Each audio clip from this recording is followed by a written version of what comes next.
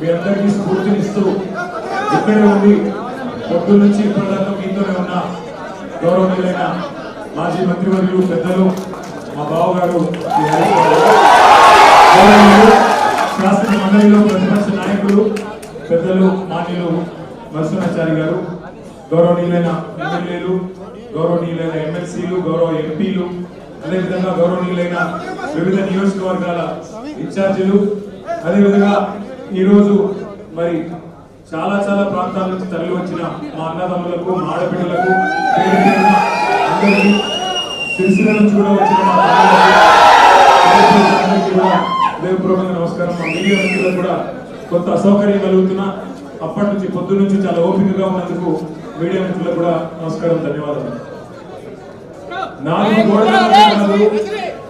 4 కోట్ల మంది ముందు చర్చిద్దాం, ఎవరి తప్పో ఎవరిది ఒప్పో చర్చ పెట్టు అని అసెంబ్లీలో అడిగితే పారిపోయిండు రేవంత్ రెడ్డి.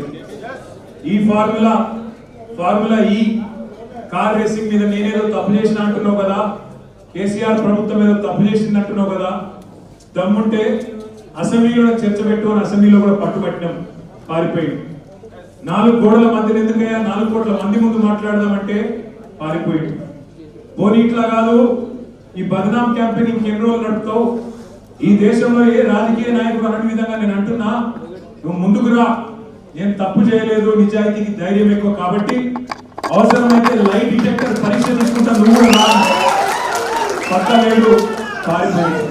అయినా మళ్ళీ పిలిచి మళ్ళా ఈరోజు పిలిస్తే మళ్ళా పోయినాం. ఎందుకంటే చట్టాన్ని గౌరవించే వ్యక్తులుగా, న్యాయస్థానాల మీద నమ్మకం ఉన్న వ్యక్తులుగా నువ్వు ఎన్నిసార్లు పిలిస్తే అన్నిసార్లు వస్తా అని చెప్పిన పొద్దున్న నుంచి 9 గంటలు ఒకటే క్వశ్చన్, అటు తిప్పడుగుడు ఇటు తిప్పడుగుడు, తిరులమరలేసి మరల తిరలేసి అడిగిందే అడిగి నేను కుల్లం చెప్పిన ఇప్పుడే హరీష్ రావు గారు చెప్పినట్టు ఈడికెళ్ళి ఎట్టి పరిస్థితుల్లో ఫార్ములా ఈ రేస్ పోవద్దు అని చెప్పి మొదటి సంవత్సరం విజయవంతంగా నిర్వహించిన తర్వాత 2వ సంవత్సరం కూడా ఈడనే ఉండాలి అని చెప్పి ప్రభుత్వ పరంగా విధానపరమైన నిర్ణయం తీసుకున్నాము.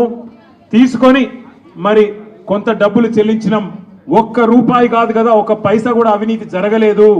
ఈడికెళ్ళి పైసా పోయింది, అక్కడ ఉన్నది, ఇలా అవినీతి ఎక్కడ ఉంది అనే అవినీతి నిరోధక శాఖ అధికారులను అడిగినాం, సమాధానం లేదు. బెబ్బెబ్బే ఏంది అంటే ఫైల్ ఇటు పోయిందా, ఇటుకెళ్ళి పోయిందా, నువ్వు కుడి చేపులకి వెళ్ళిచ్చినావో పైసలు, ఎడమ జేబులకి వెళ్ళిచ్చినావో పైసలు అని చెప్పి పనికిమాలిన ప్రశ్నలు తప్ప, చిట్టినాయుడు రాసిచ్చి పంపిన ప్రశ్నలు తప్ప ఏమీ లేదు విషయం. అందుకే నేను మొన్న చెప్పినా మళ్ళీ చెప్తున్నా, ఇది లొట్టపీస్ కేసు, ఈయన ఒక లొట్టపీస్ ముఖ్యమంత్రి. ఏది కాదు వీళ్ళతోని ఏం చేయరాదు, పరిపాలన చేత కాదు, ప్రజలకిచ్చిన హామీలు నెరవేర్చే దమ్ము లేదు. అందుకే దద్దమ్మ రాజకీయంతో ఇవాళ తప్పించుకునే ప్రయత్నం చేస్తా ఉన్నారు. మొన్ననే మన నాయకుడు పెద్దలు తెలంగాణ సాధించిన నాయకుడు కేసీఆర్ గారిని కమిషన్ ముందుకు పిలిచిండు, అంతకుముందు హరీష్ రావు గారిని కమిషన్ ముందుకు పిలిచిండు.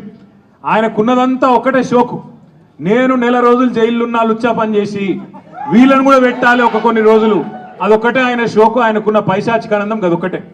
సాడిస్టులు ఉంటారు చూడు కొంతమంది, నాకు దక్కంది ఎవరికి దక్కద్దు అన్నట్టు, నాకు జరిగింది నీకు కూడా జరగాలన్నట్టు ఆయన ఎట్టి పరిస్థితిలో కొన్ని రోజులు జైల్లో పెడదామన్నది ఆయన షోకు.